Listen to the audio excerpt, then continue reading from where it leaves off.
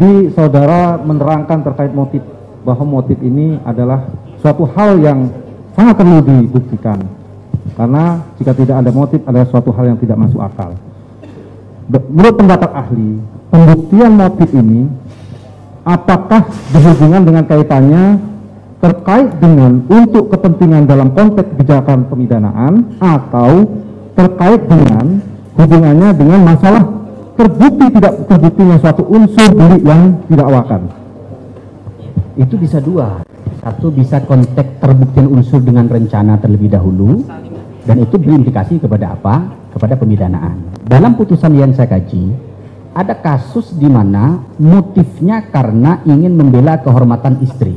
Istrinya ternyata diperkosa, kemudian dia berpikir secara tenang. Jadi tidak gegabah, dia masih nunggu beberapa saat. Kemudian dia masih mencari alat apa yang pas digunakan untuk menghilangkan korban, ya kan? Kemudian di pengadilan ternyata satu itu menjadi salah satu faktor menyatakan bahwa terencana terbukti. Yang kedua, bisa jadi motif itu menunjuk kepada sikap kebatinan pelaku saat memutuskan situasi dalam tenang.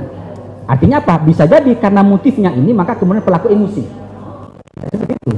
Gimana cara menunjukkan? Silakan datakan ahlinya. Apa perkataan ahli psikologi terkait itu? Itu yang pertama. Yang kedua, karena seperti itu motifnya, maka kemudian hakim dalam putusannya itu dijadikan sebagai faktor yang memperingan pidana. Itu ada putusannya 2011. Ya. Itu menjadi hal-hal yang memperingan pidana. Baik. Dalam suatu kasus, ya kan? Ada juga kemungkinan bahwa seseorang pelaku itu tidak mau mengungkapkan motif karena sebagaimana pendapat ahli tadi itu dapat memperberat atau memperingan sehingga dia menyembunyikan motif yang sebenarnya, ya kan? Nah, tetapi di dalam perencanaan syarat-syarat perencanaannya sebagaimana telah saudara ahli jelaskan tadi ada beberapa poin. Dia memutuskan kehendak dengan tenang, terus kemudian dia mengetahui akibat yang akan dilakukan, yang timbul daripada yang akan dilakukan, dan seterusnya. Nah, jika kemudian dia menutupi motif tersebut, tetapi syarat-syarat perencanaan itu terpenuhi, bagaimana menurut pendapat ahli? Pertama, kalau misalnya pelakunya menutup motif, kan bisa dicari alat bukti yang lain. Apakah ada alat bukti yang lain yang menjelaskan bahwa memang meskipun pelaku menutupi motif, tapi ahli menjelaskan motifnya ini, ya kan? Kemudian nanti dilihat apakah dari keterangan ahli tadi motifnya ini, kemudian dilihat apakah dengan motif itu kemudian pelaku masih berpikir secara tenang. Kalau ternyata masih berpikir secara tenang, itu perencanaan. Tapi kalau ternyata berdasarkan penilaian ahli, pelakunya tidak menyebutkan motifnya seperti apa, tapi ahli mengatakan motifnya ini, disimpulkan bahwa dalam saat itu pelaku tidak dalam kondisi tenang ketika memutuskan, ada misalnya trauma luar biasa, ada tes psikologinya, maka dalam konteks ini perencanaan pasti tidak akan terbukti. Baik, kita ilustrasikan contoh ahli.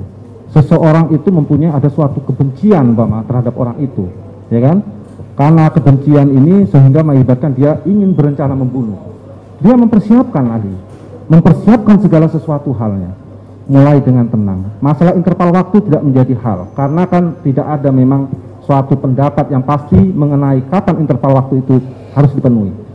Tetapi dengan rencana-rencana tadi bisa dibuktikan oleh seorang penuntut umum, ya kan? Dia mempersiapkan senjata, terus dia mempersiapkan di mana akan dieksekusi, siapa yang akan melakukan eksekusi, ya kan? Terus kemudian dilaksanakan eksekusi dan dia kemudian tahu akibat yang akan dilakukan itu dengan kemudian membuat skenario-skenario, mempersiapkan apapun tindakan-tindakan yang agar perbuatan itu tidak diketahui. Nah, dengan demikian, apakah menurut ahli tetap harus motif itu menjadi suatu hal yang digunakan pembuktian unsur, padahal dari alat bukti yang kita peroleh semua unsur-unsur bestandel delik dalam satu delik patril pasal 340 itu sudah terpenuhi ahli? Tidak, kan saya menanyakan apakah pendapat ahli bagaimana? Ya, silakan dijawab. Ya, nanti majelis yang akan menilai. Baik, majelis, mempersiapkan alat itu tidak identik dengan merencanakan. kalau ingin mungkin Ali, saya tidak hanya mengatakan saya jelaskan mempersiapkan dulu. alat saja. Gini aja, kalau Bapak bicara saya diam. Siap, Ali. Kalau saya bicara Bapak diam. Lanjut Ali. Saya di sini bukan ahli ya. Saya bukan saksi, saya ahli, sehingga saya tidak punya kepentingan dengan perkara ini ya. Baik. Jadi kita saling menghormati aja. Kalau saya bicara Bapak diam, semuanya diam. Kecuali misalnya majelis mengatakan ini. Oke. Silakan Ali. Tapi kalau Bapak yang berbicara, saya akan diam. Biar kita fair saja. Oke. Prof. Andi Hamzah mengatakan mempersiapkan alat itu tidak identik dengan merencanakan. Kenapa? Karena bisa jadi orang itu mempersiapkan alat, tapi situasi batinnya tidak dalam situasi tenang. Maka merencanakan sesuatu pasti dalam konteks pasal 340 harus dalam kondisi kejiwaan yang tenang. Maka kalau misalnya bagaimana kalau motif tidak dibuktikan? Oke. Kalau itu diikuti, apakah ada alat bukti yang lain yang bisa menjelaskan bahwa memang kondisi pelaku baik saat memutuskan kehendak, ada jeda waktu, ada pelaksanaan tenang enggak? Dan alat bukti harus confirm satu dengan yang lain. Kalau ada satu alat bukti yang dia confirm, berarti itu meragukan. Misalnya begini, saksi mengatakan, enggak Pak, itu dia biasa-biasa saja. Tapi ahli mengatakan berdasarkan psikologi, enggak, dia psikologinya dalam kondisi apa? Tidak tenang, ada trauma. Berarti ada alat bukti yang saling tidak confirm. Maka sulit disimpulkan bahwa terjadi perencanaan dalam konteks ini. Itulah kenapa kemudian perencanaan itu harus didukung oleh alat bukti yang memadai, baik saat memutuskan kehendak, ada jeda waktu, kemudian ada pelaksanaan. Baik ahli, yang saya tanyakan tadi adalah pada ahli, ini apabila ada kesempurnaan terkait dengan syarat-syarat yang saudara ahli sebutkan tadi, saya tidak hanya mengatakan membatasi pada alat, tapi semua, artinya syarat-syarat daripada unsur persanaan itu kembali, interval waktu, kehendak, dan timbul akibat yang dia ketahui. Nah, tapi kemudian ada kesulitan untuk membuktikan motif. Tapi semua unsur di dalam bestandel delik dan pasal 340 itu bisa dibuktikan, ya kan? Apakah ini kemudian menurut pendapat ahli tetap menjadi tidak bisa dibuktikan dalam perkara ini? Dalam putusan pengadilan itu ada dua majelis. Satu, ada yang mengatakan motif wajib dibuktikan karena itu berkaitan dengan keputusan kehendak dalam susunan. Meskipun seperti itu, ada beberapa putusan yang dalam perkara itu motifnya tidak jelas. Tidak jelas. Itulah kenapa kemudian karena tidak jelas, yang saya baca itu hakim tidak menyimpulkan adanya perencanaan. Kenapa? Yang dibuktikan adalah dia ternyata tidak dalam situasi tenang. Jadi di sini motif itu berkorelasi dengan ketenangan kejiwaan pelaku baik saat memutuskan, ada jeda maupun dalam pelaksanaan. Tetapi dalam perkara-perkara tertentu seharusnya, ini saya bicara tentang yang normatif, ya harus ada didatakan ahli yang bisa memastikan apa motif pelaku melakukan kejahatan. Yang kedua, apa alat bukti yang bisa menjelaskan bahwa kondisi kejiwaan pelaku adalah dalam situasi tenang. Jadi harus ada di situ dan harus saling confirm satu dengan yang lain. Itu aja dari saya. Jadi ketegasan ahli ya. Apakah kemudian dengan dia tidak menyembunyikan suatu motif ya? Apakah menurut pendapat ahli ini menjadi bagian juga bahwa tidak bisa membuktikan ketenangan tadi? Bisa saja ahli, ya kan, dia sembunyikan motif, tetapi kemudian dia melakukan itu dengan ada ketenangan, gitu loh. Karena dia menyembunyikan motif agar, ya tadi salah satu syarat bagaimana supaya ada memperingan hukuman, gitu.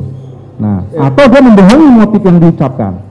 Nah, itulah. Jadi ketenangan dengan motif, ya kan, apa korelasi yang harus diinikan ahli? Bisa dijelaskan yang dimaksud membohongi motif seperti apa? Umpama dia mengungkapkan motif yang tidak sebenarnya, ya kan? Dia mengungkapkan motif yang tidak sebenarnya. Karena kalau dia ungkapkan motif yang sebenarnya, ini juga akan memperberat. Bagaimana sudah dijelaskan? Tadi bukan hanya terdakwa, lewat alat bukti yang lain motif itu diungkapkan. Tadi sudah kan saya tidak bercerita fakta, saya hanya bicara tentang bagaimana suatu kondisi-kondisi tertentu dalam konteks teori. Itu yang. Biarkan saksi biarkan ahli menjawab, nanti majelis yang menilai. Baik. Seharusnya ini didatangkan ahli psikologinya, harusnya gitu. Jadi karena begini loh, saya kasih ilustrasi begini. Ada pelaku itu dia memiliki hubungan yang sangat unik dengan orang tertentu. Misalnya istri saya. Ini majelis ini unik. Makanya ini perlu dikonfirm ke ahli psikologinya. Saya misalnya begini, tidak mungkin istri saya akan mengatakan misalnya saya diperkosa.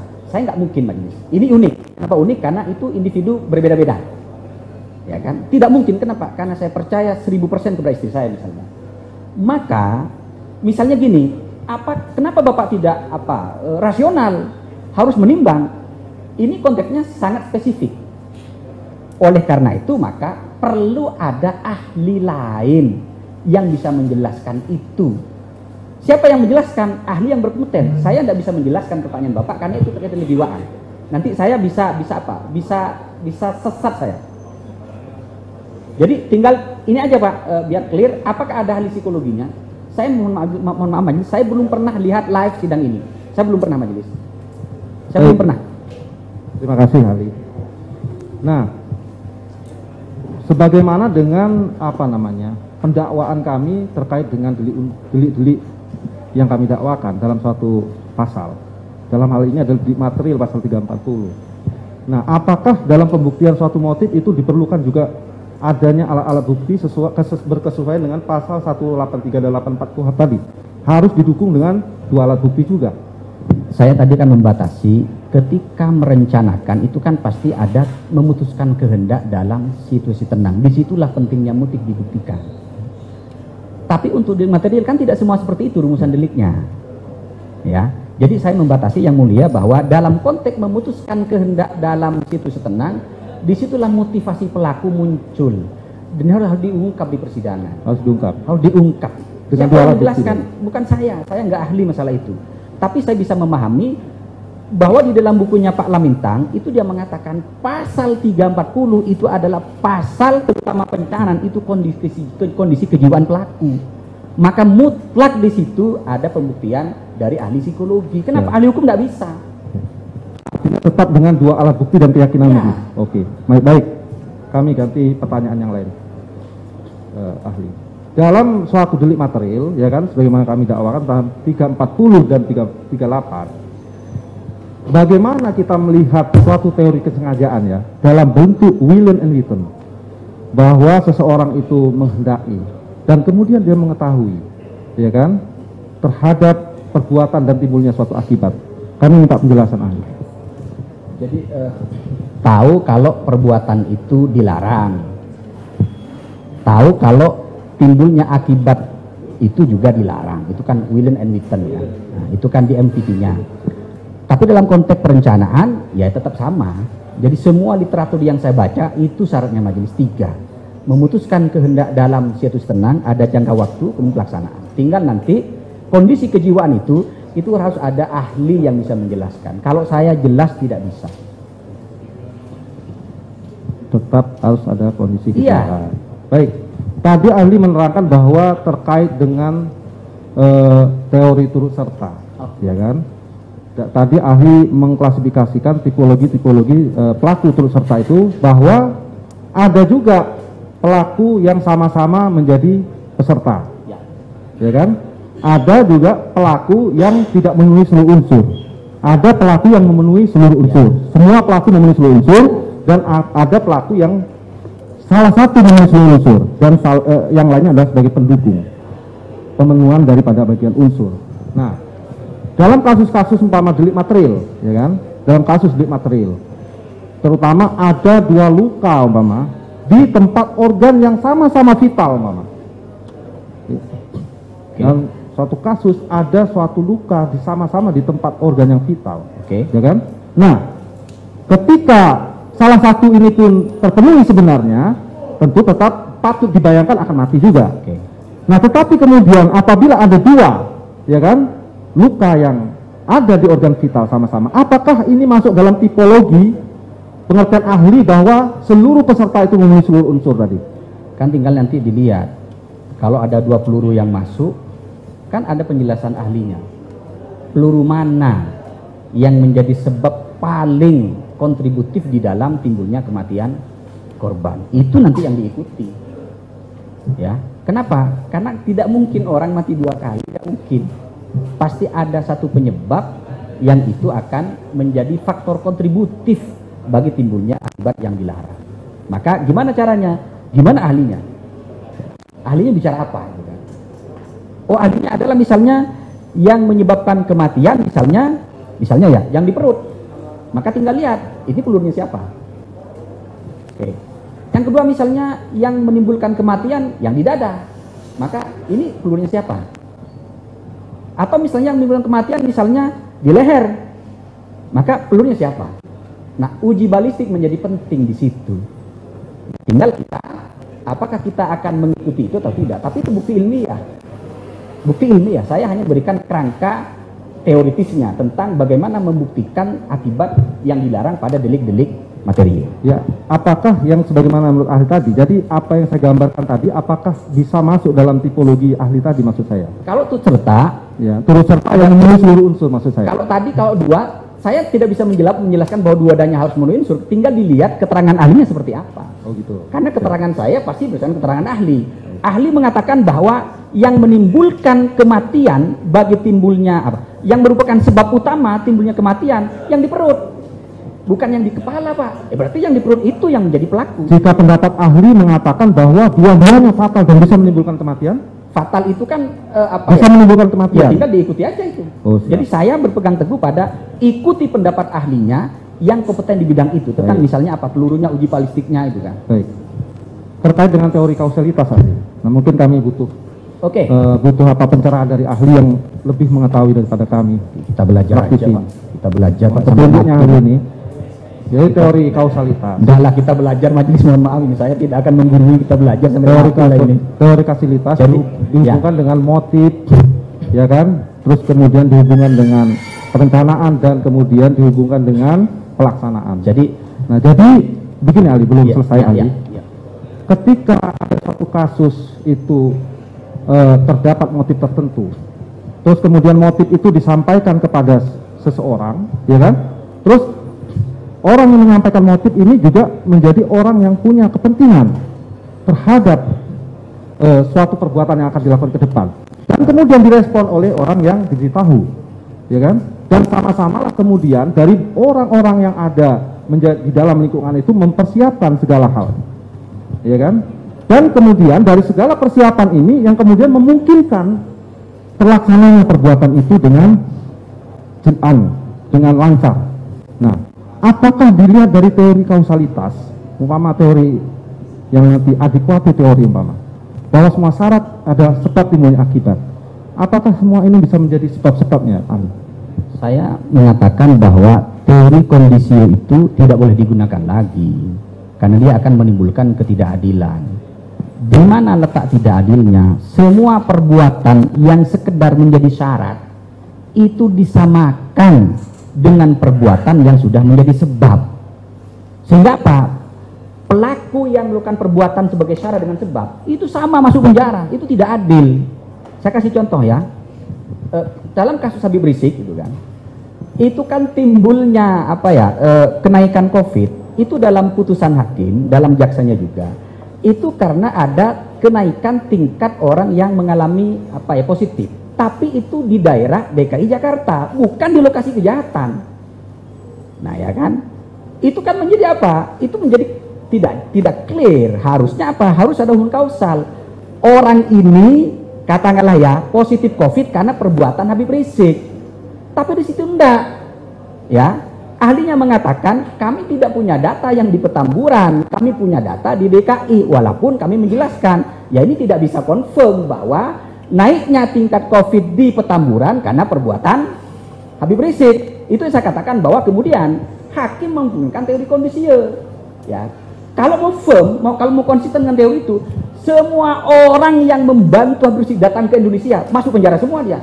Semua orang yang ratusan ribu itu loh nunggu di bandara, dia menjadi apa? Menjadi perbuatan sebagai syarat. Karena tanpa itu tidak mungkin terjadi COVID kan? Artinya apa? Harus masuk penjara kalau mengikuti teori ini. Maka kemudian teori von Bury ini harus ditinggalkan. Kenapa? Dia logis tapi tidak adil. Hukum itu logis tapi harus adil. Maka apa? Gunakanlah teori yang mengindividualisir. Kalau dalam konteks timbulnya kematian, apa penjelasan ahli terkait dengan ini? Bukan ahli hukum. Misalnya apa? Ada korban mati. Matinya karena apa? Karena diracun. Racun apa? Racun arsenic misalnya. Cyanida. Siapa yang menaruh? Kapan ditaruh? Itu kan ada penjelasan ilmiahnya.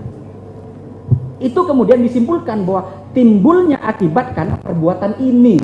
Kalau perbuatannya A, siapa A ini? A adalah Pak Mahrus, maka saya sebagai pelakunya. Jadi motif itu konteksnya adalah niat dan sengaja, Pak. Bukan kausalitas. Orang itu ketika dia motif pasti berniat. Setelah punya niat baru dia sengaja. Prof. Mulyatno mengatakan niat itu tidak sama dengan sengaja. Kenapa? Karena sejahat apapun niat tidak boleh dilarang. Karena masih di sini. Niat itu baru bisa menjadi sengaja ketika diwujudkan dalam bentuk perbuatan yang dilarang. Apa? Ditusuk. Apa? Ditembak. Apa? Diracun. Itu indikatornya. Baik. Tapi kemudian, apakah kemudian ya dari setiap peran-peran yang saya gambarkan tadi, ya kan, dari mulai motif, menyampaikan ini sampai kemudian terwujudnya suatu delik tadi, ini hubungan dengan pasal 55 adalah merupakan bagian daripada pembagian peran, ya kan, dalam konteks pemenuhan seluruh unsur-unsur sehingga tercapainya delik. Oke. Misalnya begini, saya kasih contoh ada 5 yang terlibat. A, B, C, D, E. Kalau ingin konteksnya BDPL terus serta, kelima orang ini harus sepakat sebelumnya. Kelima harus sepakat. 1, 2, 3 harus firm. Sepakat untuk menghilangkan nyawa saya. Ya, sepakat. Baru kemudian setelah sepakat ada pembagian peran. Jadi pembagian peran itu disengaja, bukan karena kebetulan. Bukan karena insidentil. Misalnya apa? Gimana caranya Pak Mahrus akan meninggal? Ya sudahlah, kamu ikat tangannya, saya kakinya, saya ininya. Itu yang namanya kerjasama yang sudah dikehendaki. Itulah namanya double offset. Kalau dia hanya ada di situ, ya kan? Tapi tentunya dia tidak ada meeting of mind, itu bukan turut serta, Pak. Itu hanya peristiwa insidentil aja. Artinya apa? Tidak bisa dia kena apa turut serta, nggak bisa. Baik, masalah terkait dengan fakta mungkin kami akan menyimpulkan masing-masing ahli. Tapi kami terima kasih bahwa telah diberikan pandangan pendapat ahli tadi. Ya, sama-sama. Setidaknya kami Terima kasih sudah nonton. Jangan lupa like, subscribe, dan share ya.